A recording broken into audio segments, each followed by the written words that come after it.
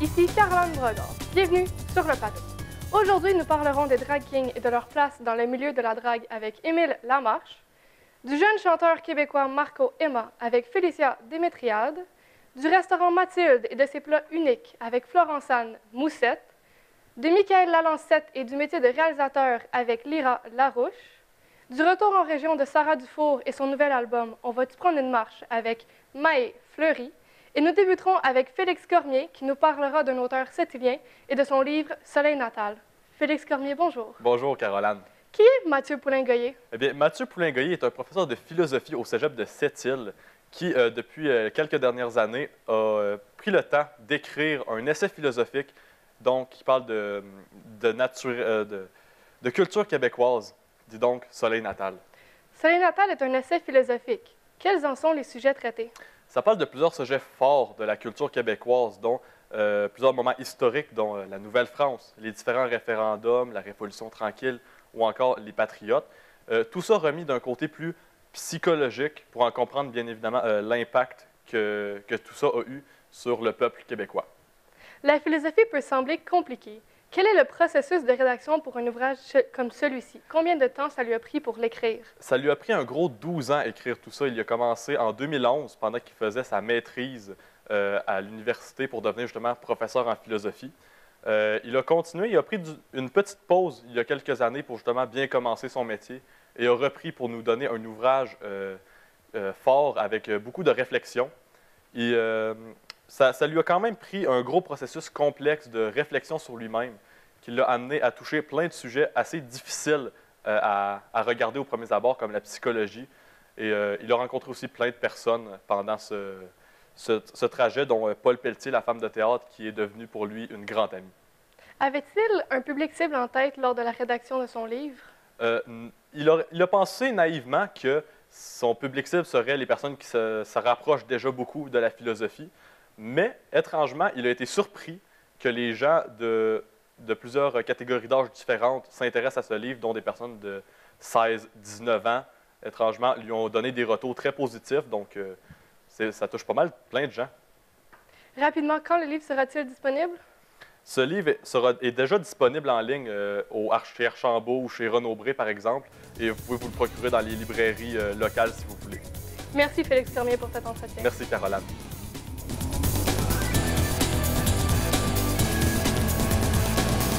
Bonjour Maë. Bonjour Caroline. Parle-moi de Sarah Dufour. Sarah Dufour est une chanteuse de 39 ans, originaire de Dolbeau-Mistassini. Elle se démarque surtout par son énergie pétillante et ses musiques entraînantes. Sa joie de vivre et son originalité la font vraiment sortir du lot. Puis elle fait des spectacles un peu partout dans la province. Elle possède maintenant 3 albums à son actif, dont le dernier qui s'appelle « On va-tu prendre une marche ». Quelles sont ses inspirations pour son dernier album? Elle m'a dit qu'elle avait passé une année assez mouvementée. Le décès de sa mère et son retour en région sont 2 choses qui l'ont beaucoup bouleversée, mais qui lui ont aussi permis de trouver de l'inspiration. D'ailleurs, elle dédie cet album à sa mère, puis elle lui rend hommage avec la dernière chanson de l'album qui se nomme « Ma mère ». Quelle est sa plus grande réalisation? Cet été, Sarah Dufour a fait la première partie des Cowboys fringants au Festival d'été de Québec devant plus de 90 000 personnes. C'était sa plus grosse foule à vie et ça a été sa plus grande réalisation en carrière. Et elle a affirmé que c'était un très bon souvenir qu'elle va garder pour le reste de sa vie. Comment a-t-elle vécu cette expérience? C'est sûr que le spectacle, c'était beaucoup de préparation, pardon. Puis, mais par contre, elle affirme qu'elle était très sereine et calme avant de monter sur scène. Et elle a aussi mentionné qu'elle avait adoré son expérience sur la scène. C'était un grand honneur pour elle de chanter aux côtés des Cowboys fringants et de Carl Tremblay pour une dernière fois. Rapidement, d'où vient son amour pour la musique? Elle a commencé tout jeune, là, elle a eu sa première guitare à l'âge de 7 ans. Merci Maë pour cet entretien.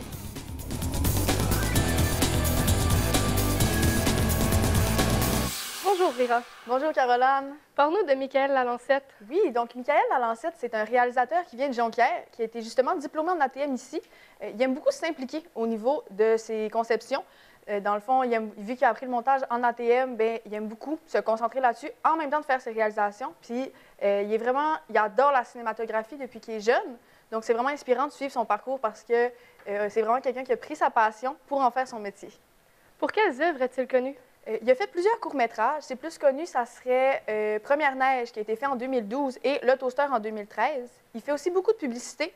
Donc, on a la publicité, par exemple, pour le ministère de la Santé et des Services sociaux, qui traite de la maltraitance chez les personnes âgées. On a aussi une pour Point S, qui a été quand même populaire. Ces courts-métrages ont-ils déjà gagné des prix? Oui, c'est Première neige. Vraiment, il a fait le tour des festivals avec Première neige. Donc, notamment, il a gagné un prix au Red Rock Film Festival et il y a aussi une nomination pour le meilleur court-métrage dramatique au prix Écran canadien. Peut-on distinguer un style particulier à ses réalisations? Il aime beaucoup combiner l'humour et le drame. Donc, c'est habituellement deux styles qui sont assez contradictoires, mais pour lui, là, il adore faire une harmonie parfaite de ces deux styles-là. Il m'a aussi dit qu'il aimait beaucoup s'inspirer d'un peu de tout, mais sans jamais tomber dans les tendances, dans les modes, parce que, bien, en tant que réalisateur, son but, c'est vraiment de se démarquer puis de se faire son propre nom. Quelles sont les difficultés reliées au métier?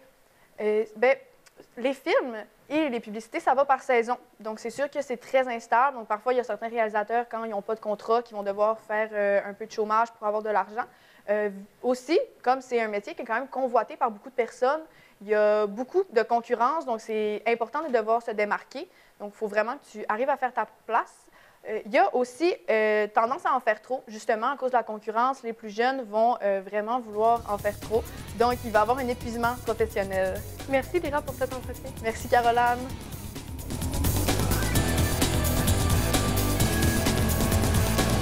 Bonjour, Florence-Anne. Bonjour, Caroline. Que nous cache le restaurant Mathilde? Le restaurant Mathilde cache 3 restaurants, un de type bistrot chic avec un menu un petit peu plus à l'aveugle, une crèmerie aux saveurs loufoques que Jean-Sébastien a fait la présélection lui-même et finalement un petit casse-croûte où on peut aller voir tout ce qu'une pataterie québécoise nous propose à l'habitude. Pourquoi Jean-Sébastien a-t-il 3 restaurants si différents les uns des autres? Eh bien, la région de Tadoussac est une région très touristique et donc ça l'ouvre la clientèle d'avoir 3 types de restaurants différents. Également, les 3 restaurants venaient ensemble à la vente, donc ça fait un petit carrefour giratoire bien apprécié des Québécois et des gens qui viennent le visiter. Pourquoi a-t-il décidé de changer de menu complètement? Eh bien, écoute, la COVID-19 a été un grand enjeu. Dans le fond, les frontières ont fermé, donc ça l'a vraiment obligé, en quelque sorte, Jean-Sébastien à ouvrir à une autre sorte de clientèle, c'est-à-dire les Québécois. Donc, il a commencé avec la dégustation à l'aveugle, c'est-à-dire son projet en ce moment. Et ça a marché, car c'est devenu un incontournable de Tadoussac et un coup de cœur des Québécois en général. Pourquoi la région de Tadoussac est-elle si importante pour lui? Écoute, Tadoussac est une communauté très petite, donc ça crée une appartenance chez les gens qui y habitent et il est tombé amoureux des habitants et de la mentalité plutôt hippie de cet endroit. Bien sûr aussi, il a connu sa bien-aimée qui tient le resto avec lui encore en ce moment. Qu'a-t-il à nous offrir pour la saison 2024? La saison 2024 s'annonce très intéressante. On ne peut pas vraiment savoir à l'avance quels sont les produits qu'il va apporter sur un marché, mais il fait des conventions et la sélection s'annonce très unique et délicieuse comme d'habitude. Merci Florence-Anne pour cet entretien. Merci Caroline.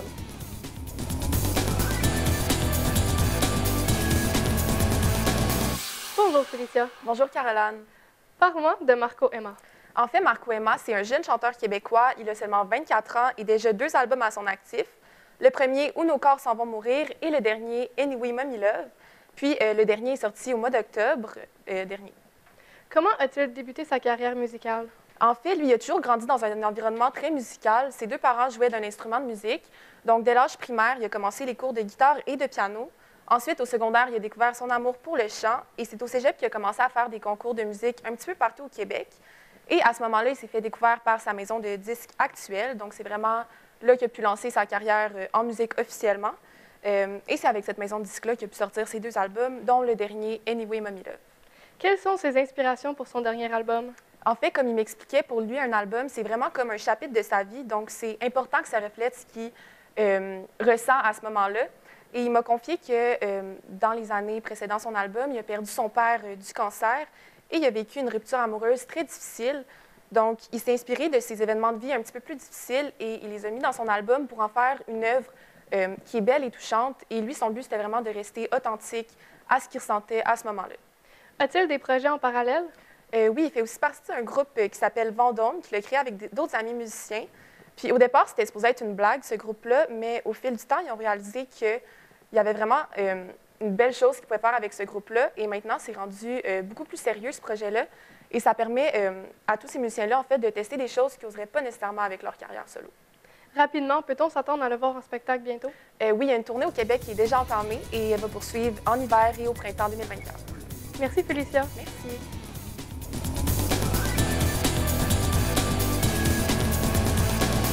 Bonjour, Émile. Bonjour Caroline. Parle-moi de Rock Bière et Hervé Métal. Alors oui, c'est Mélodie Noël Rousseau et Geneviève Labelle, qui sont mieux connus sous le nom de Rock Bière et Hervé Métal. C'est deux drag kings de Montréal et donc en fait, c'est comme des drag queens, mais qui vont prendre des attraits plus masculins. Et ils sont très connus justement dans la communauté drag québécoise et aussi sur les réseaux sociaux. Comment ont-ils découvert le monde de la drague? Alors, c'est un de leurs amis qui est une drag queen qui leur a fait découvrir ce monde de la drague et ils ont voulu savoir si ça existait en version masculine et si ça existait au Québec. Ils ont donc ensuite découvert la compétition Kings of Kings, qui est une compétition exclusivement réservée pour les drag kings, et ils sont tombés en amour et ils ont voulu en faire. Quand ils ont commencé, ils ont participé à la compétition Drag-moi, où est-ce que la première année, Rock Bière l'a fait et a gagné. L'année suivante, ça a été Hervé Métal qui a gagné son année aussi.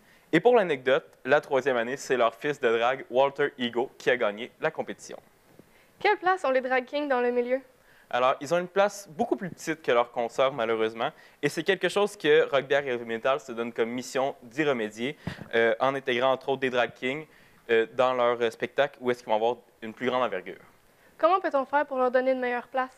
Alors, une des meilleures façons, ce serait de leur donner une place à la télévision, comme on donne aux drag queens que l'on connaît, ou aussi de leur faire participer à des compétitions télévisées comme RuPaul's Drag Race, Canada's Drag Race et toutes les versions du monde. Ou sinon, lorsque vous faites un événement corporatif et vous voulez des artistes drag, pensez à des drag kings aussi. Où peut-on les voir?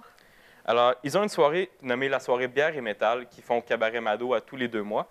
Et cette soirée, ils vont prendre des gens dans le public et les transformer en drag king pour pouvoir leur faire vivre leur expérience le temps d'une soirée. Ils ont aussi une troupe de théâtre qui s'appelle Pleurer dans la douche, où est-ce qu'ils font plusieurs œuvres de théâtre. Et pour le suivre, vous pouvez aller sur pleurersdansdouche.com. Merci, Émile. Ça fait plaisir. Merci à tous les journalistes qui ont participé à cette émission. Merci à Joël Sasseville à la technique et merci à vous, les téléspectateurs. Bonne journée.